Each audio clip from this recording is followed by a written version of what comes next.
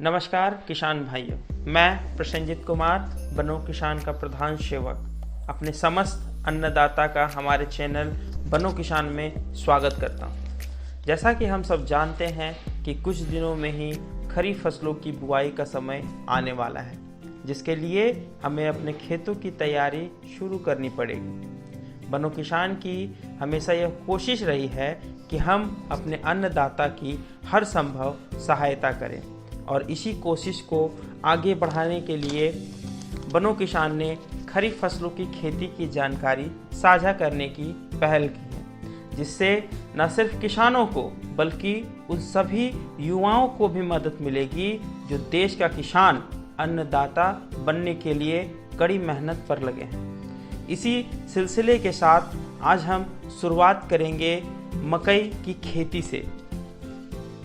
मकई, जिसे हम मक्का भी बोलते हैं, जिसका वैज्ञानिक नाम जिया मेज है। किसान भाइयों, झारखंड में मक्का खरीफ मौसम की एक प्रमुख फसल है। यह एक बहुउपयोगी फसल है जिसका प्रयोग भोजन एवं अन्य परिष्कृत खाद्य पदार्थ जैसे कॉर्नफ्लेक्स, पॉपकॉर्न आदि में किया जाता है। मक्का की खेती हेतु भूमि का चयन। मक्का की फसल के लिए अच्छे जल निकास वाली दोमट मिट्टी, जिसमें पर्याप्त मात्रा में गली सड़ी खाद एवं पोषक तत्व हों, अच्छी मानी जाती है, जिसका पीएच 5.5 से 7.8 हो और जैविक कार्बन की मात्रा 1% से ज़्यादा हो। ऐसी मिट्टी उपयुक्त मानी जाती है। यदि मिट्टी में जैविक कार्बन तत्व 1% से कम पाया जाए तो खेत में 20 से 25 टन प्रति हेक्टेयर की दर से गोबर की खाद या कार्बनिक खाद डाली जाए और खाद को अच्छी तरह खेत में मिलाने के लिए 2 से 3 बार जुताई की जाए। खेत की तैयारी। किसान भाइयों, मक्का की खेती के लिए पहली जुताई मिट्टी पलटने वाले हल से करें, ताकि पिछली फसल के अवशेष अच्छी तरह जमीन में मिल जाए। नमी बनाए रखने के लिए हर जुताई के बाद सुहागा अवश्य चलाएं। अब आइए जानते हैं मक्का की अनुमोदित किस्में। किसान भाइयों, मक्का की कुछ अनुमोदित किस्में हैं: गिरिजा, अर्ली कंपोजिट, बजोरा मक्का 1, Bajora popcorn, Bajora sweet corn, HQPM 1, कंचन 517, PSCL 3438, PHCL 4640 आदि। बीज की मात्रा। किसान भाइयों, मक्का की खेती हेतु 20 से 25 किलोग्राम बीज प्रति हेक्टेयर पर्याप्त होता है, जिससे पौधों की निश्चित संख्या प्राप्त हो जाती है। बिजाई का तरीका। हमारे झारखंड में बहुत किसान प्रायः मक्का की फसल को छिटकवा विधि के साथ बीजते हैं, जो सही तरीका नहीं है, क्योंकि इसमें पौधों में समानांतर दूरी, रोशनी, कार्बन डाइऑक्साइड तत्वों और नमी की प्राप्ति नहीं हो पाती तथा साथ में बीज या तो ऊपरी सतह पर रह जाता है या नीचे गहरा चला जाता है। इसलिए अधिक उपज लेने के लिए मकई को हल के पीछे 60 सेंटीमीटर दूरी की कतारों में एवं 20 से 20 सेंटीमीटर की दूरी पर बीजना चाहिए, जिससे 75,000 पौधे प्रति हेक्टेयर मिल सकें। किसान भाइयों, यदि 1 हेक्टेयर क्षेत्र में 50,000 से कम पौधे हों तो पूरी पैदावार नहीं मिलती है। मकई के बीज को 3 से 5 सेंटीमीटर गहरा बीजना चाहिए, ताकि अंकुरण सही से हो पाए। यदि बिजाई ढलानदार भूमि पर करनी हो या जहां भूस्खलन की समस्या हो तो वहां पर कतारों को ढलाने की विपरीत दिशा में बिजाई करनी चाहिए। मक्का की बुआई का समय।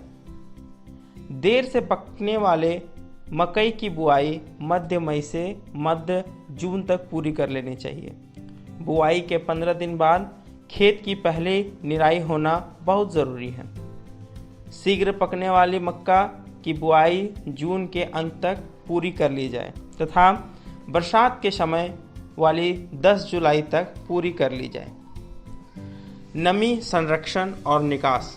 किसान भाइयों, मक्का की फसल में पानी की उस समय सबसे अधिक आवश्यकता होती है जब नर एवं मादा फूल निकल रहे हों। यदि इस समय बारिश न हो तो खेत में पानी देना चाहिए। किसी भी अवस्था में खेत में खड़ा पानी नहीं रहना चाहिए, इसलिए पानी के निकास का सही प्रबंध होने चाहिए। यह काम उस समय आसान हो जाता है जब बिजाई कतारों में की हो। पानी को किसी भी हालत में थोड़े समय के लिए भी खेत में खड़ा नहीं रहने देना चाहिए। मकई की फसल में खाद की मात्रा। अधिकतम लाभ के लिए किसान भाइयों, बुआई से पहले मिट्टी की जांच करवाना आवश्यक है। बुआई से पूर्व खेत में भली भांति सड़ी हुई 10 से 15 टन प्रति हेक्टेयर की दर से गोबर की खाद मिला देनी चाहिए। साथ ही 100 किलो नाइट्रोजन, 60 किलो फास्फोरस एवं 40 किलो पोटास प्रति हेक्टेयर की दर से मिलानी चाहिए। बुआई के समय संपूर्ण फास्फोरस एवं पोटास की मात्रा एवं नाइट्रोजन की आधी मात्रा कुंडों में प्रयोग करनी चाहिए। शेष नाइट्रोजन की आधी मात्रा बराबर मात्रा में 2 बार पहली बुआई से 30 से 35 दिन बाद तथा दूसरी मात्रा नर मंजरी निकलते समय टॉप ड्रेसिंग के रूप में देनी चाहिए। खरपतवार में की रोकथाम। किसान भाइयों, खरपतवारों की रोकथाम बिजाई से 20 से 30 दिनों के बाद बहुत आवश्यक है, ताकि फसल में दी गई पोषक तत्वों की मात्रा भली भांति मिल सके एवं पैदावार में बढ़ोतरी हो सके। मॉनसून वर्षा के दौरान खरपतवार मक्का की फसल को बहुत हानि पहुंचाते हैं तथा फसल की बढ़ोतरी और पैदावार पर असर डालते हैं। फसल कटाई। किसान भाइयों, भुट्टो के बाहर पर्णछिद्र भूरा हो जाता है। जब दानों में 30% से कम नमी हो तो भुट्टो को तोड़ लेना चाहिए तथा खेत में अधिक देर तक नहीं रहने देना चाहिए, अन्यथा जानवरों एवं पक्षियों से हानि हो सकती है। भुट्टो को पौधों से तोड़ने के बाद सुखा लें तथा दाने निकालकर उनमें जब 15% तक नमी हो तो मंडी या मार्केट में ले जाएं। किसान भाइयों, हम आशा करते हैं कि हमारी दी गई जानकारी से आपको बेहतर मदद मिलेगी।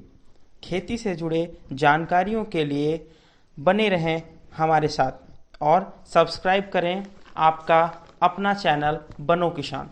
धन्यवाद।